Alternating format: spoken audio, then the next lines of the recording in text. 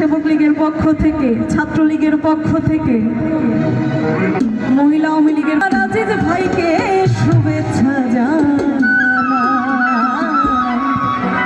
জনগণের পক্ষ